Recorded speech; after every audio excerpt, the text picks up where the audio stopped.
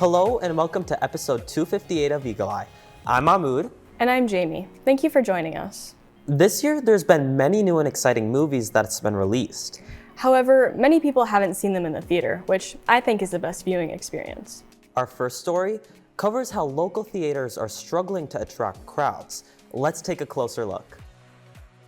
Many movie theaters across the US are currently struggling to attract customers. This has caused a lack in revenue, causing many movie theaters around to shut down. Here's what a manager at a local movie theater has to say about this issue. I think local theaters are struggling to bring people in the doors. A lot of reasons because of streaming. Help keep movie theaters in business is just keep showing up to movies that you want to see. I think movie theaters are so important to our community because it's a place you can go to be like in the community, regardless of what sport you play, of your religion, of your background. You're all just there to have a community experience of watching this movie together. Next, we talked to some people at AVHS about some movies they're excited to see and how movie theaters have impacted them. I say I go to the theaters about like twice a week. Probably about twice a week. To me, going to the movie theaters is where I can really shut off my brain and just kind of relax and recharge. Hanging out with friends and then watching a really good movie. My all-time favorite movie experience was when I was in 8th grade and the Lord of the Rings, The Fellowship of the Ring first came out, and my dad took me to the midnight show. I'm excited to see The Devil Wears Prada 2, the Backrooms movie, Dune Part 3, Avengers Doomsday.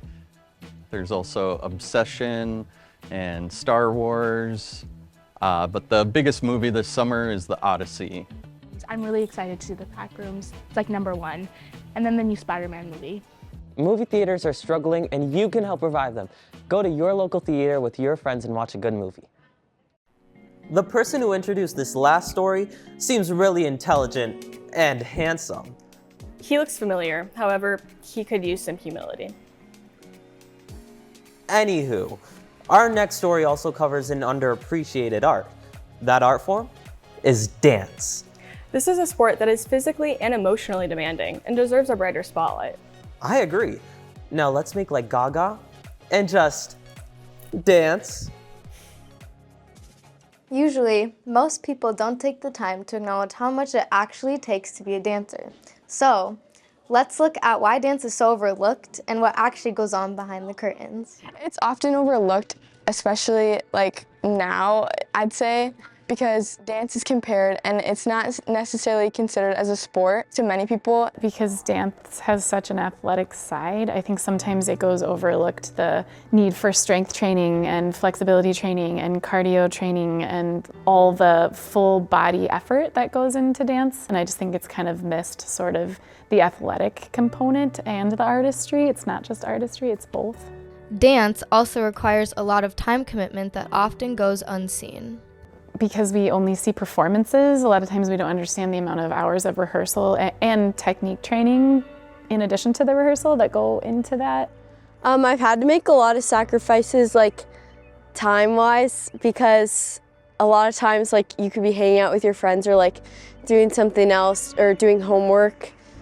In addition to this, dance can also take a huge toll on people's mental health. Being mentally strong is so important when you're a dancer because it just provides you with confidence, which is really important. It's very subjective, so like I feel like with other sports you're kind of like, if you like do bad in one game and then like the next game you're fine, but even if you do good at a competition, then like a judge may not like it and you might like score bad even though that you felt really good about your performance. I'd say in the dance world, body image plays a huge part as a whole because you're looking at the mirror the entire time you're at practice. You need to be in check all the time, eating good, just making sure that you're keeping your body in tune.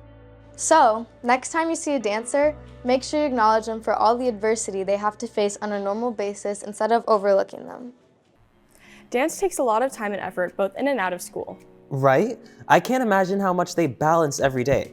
And I think everyone struggles with balance in life. We all have our obligations that take up our time, and finding that sweet spot can be a challenge, especially when things get stressful, like finals just around the corner. Our next story aims to help.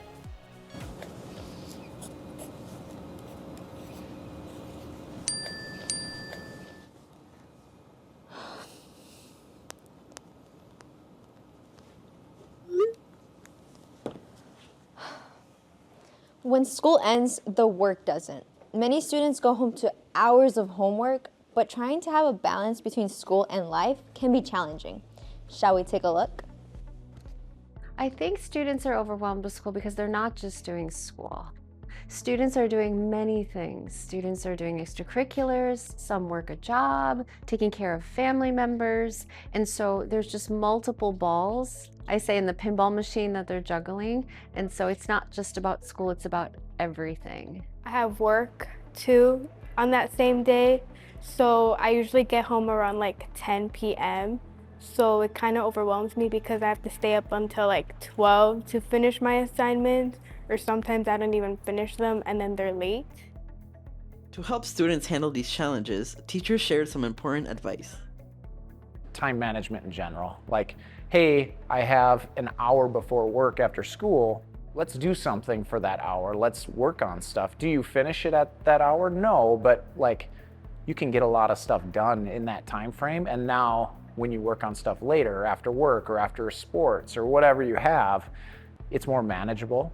Oh, sleep is everything. At your age, you need about 8.5 hours of sleep a night to be a fully functioning person the next day. And so not getting enough sleep is going to affect your ability to concentrate. It's going to affect your memory, especially your short-term memory. It's going to make you irritable and frustrated. Their advice is appreciated, and it also opens the door to a deeper understanding of students' experiences.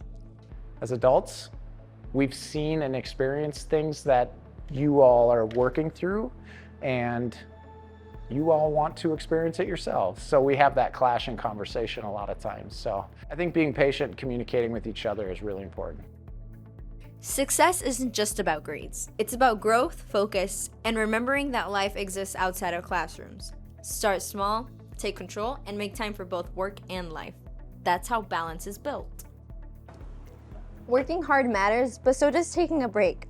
This is Kate reporting for EaglEye. Okay.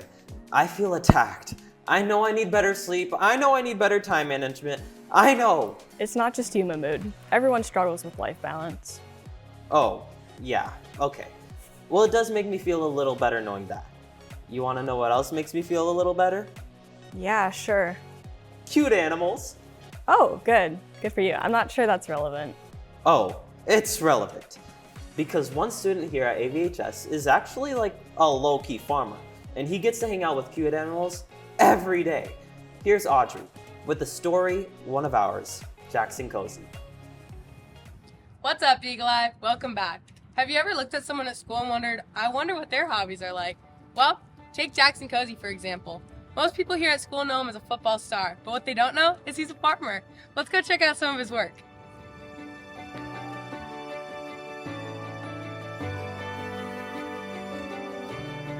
We have 2 donkeys, 16 goats, and a bunch of different kinds of birds. We typically show 6 of our goats for this summer and roughly 4 pens of birds. This is one of our goats, Mossy Oak. He's my favorite because he's who I'm personally going to be showing along with 2 others, but I'm putting the most effort into him. Something I enjoy about showing goats is just building a bond with the animals. It takes a lot of hard work to build up your goat's muscle and like a bond with your animal, and it takes just a lot of time and effort. Typical day for us, we wake up at around 6 a.m., we head over to the fairgrounds. We'll wash our goats, then we'll brush them out and comb them and get their hair looking good. Then it's showtime from there. I feel like at school I kind of present myself as like an athlete and like focused in classes and stuff. It's typically not something I talk about unless you're closer to me or if you're a good friend. Well, folks, there you have it. While you're out this summer hanging out with your friends, Jack's going to be at all his fairs showing his goats. Make sure to go check him out, though. This is Audrey reporting for EaglEye. That's so cool. I had no idea Jackson does that in addition to everything else he does. It's a good reminder that there's often more to people than meets the eye. Absolutely. Stay curious, everyone. There's always something more to learn about someone. Yeah, like Mr. Fritz. What's up with that guy? I have no idea. Let's see. I don't have a pass, but I really don't want to go to class. But we shouldn't be wandering the hall. I don't care. Hey, what are you doing in the hall?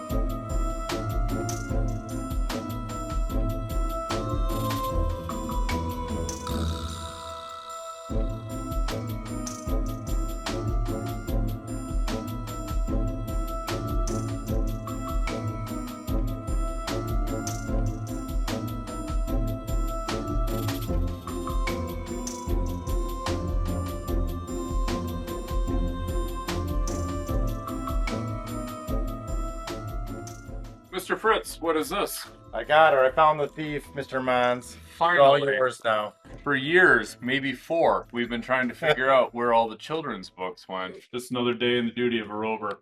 Signing off. The top rover. Thank you. Thank you.